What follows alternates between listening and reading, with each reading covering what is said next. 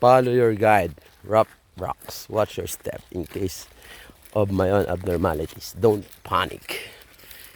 It's organic. Dito tayo guys ngayon sa Black Lava. Yung wife ko, sobrang saya niya ngayon.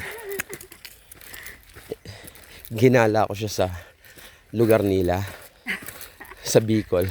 Kasi siya yung taga Bicol na hindi pa niya na-explore yung Bicol. Kaya ngayon, I'm here to be the tour guide of my wife. Oh my God. Kaya ko pa ba? Walk lang tayo. Optional daw, 300 daw yung bayad. Zipline. Dati parang pagod na ako. Akin na yung bag mo. Ang taas pala. Kaya mo yan. Woo! Konti na lang. Masakit ba pa mo? Hindi naman. Parang napagod ako Zipline tayo pabalik. 300. Experience na rin natin. Babaw lang naman siya. Once in a lifetime experience. Magsisipline kami guys dito sa Black Lava. Babalik. Minsan lang to, sulitin na. Kaso mukha na siyang pagod.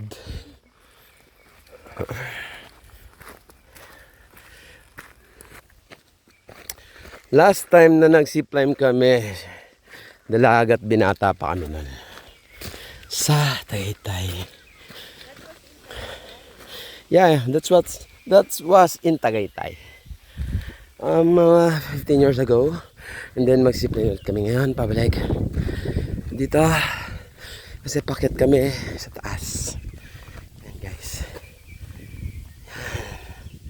Black Lava. Yes guys, paket na kami. Yung wife ko, hirap na daw siya. Kasi wala siyang exercise. Yan, paket na kami. Bitawan ko muna ito cellphone ko. Lang kuya. Nakakapagod pala mag-drive eh. Hindi naman. Kala ka naman nakakad. Akit pala. Dahil man tinaram na masakat baga. Sabi, malak o sunod na ka.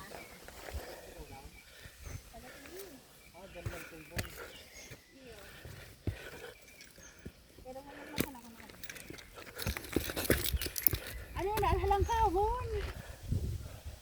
Yan guys, nandito na kami sa Black Lava. Paket na kami.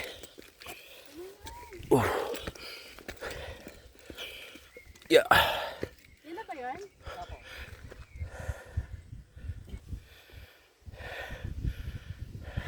Ang hirap nang walang galaw-galaw. Tapos akit pa rin. Is the view of Bicol. Ang ganda. And then, dito sa kabila, yung mayon. Pwede daw magdala ng bato eh. Wala yun. Ayan guys. Isang oras. Ayan yung Legazpi Bay.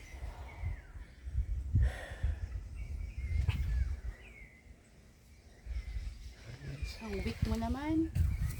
Doon ba tayo galing? Doon, no? Yes, mami.